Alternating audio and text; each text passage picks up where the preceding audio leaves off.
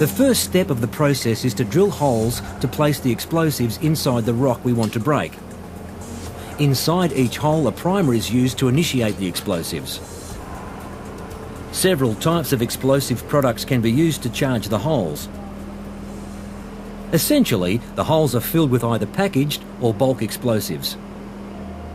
Primers are made of packaged emulsions or a product called boosters, combined with a detonator placed in them.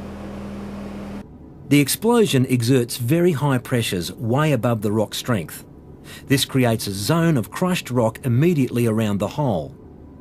The explosion also generates a shock wave which starts the cracking process.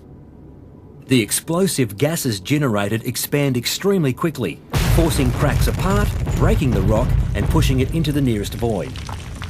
Long holes may use multiple primers. They are typically placed at the toe of the blast hole and then at predefined intervals as determined by the drill and blast engineer. Feed it down about 10 minutes. Enough primers are used to ensure that the long explosive column is initiated. Even though explosives are hazardous, if stored, handled, transported and used correctly, they are safe.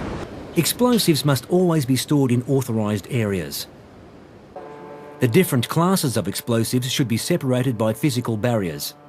For example, the detonator must not be stored with the boosters, packaged or bulk explosives. It is a good practice to display the storage rules inside the magazines, and only authorised personnel will have access to the explosives. Similar rules apply to the movement of explosives.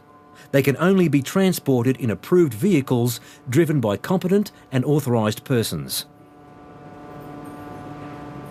Blasting is part of everyday life in a mine, and each site has specific procedures for firing. You should be aware of these procedures.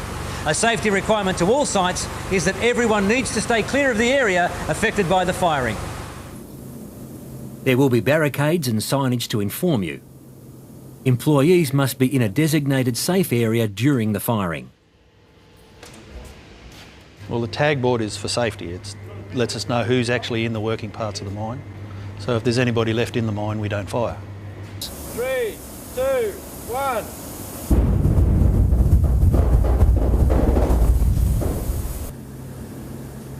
In most cases, access to the firing site is restricted until a competent authorised person has cleared the area as safe. There are three main hazards to be aware of after a firing: the fumes, the possibility of misfires, and changes to ground conditions that could make the area unstable.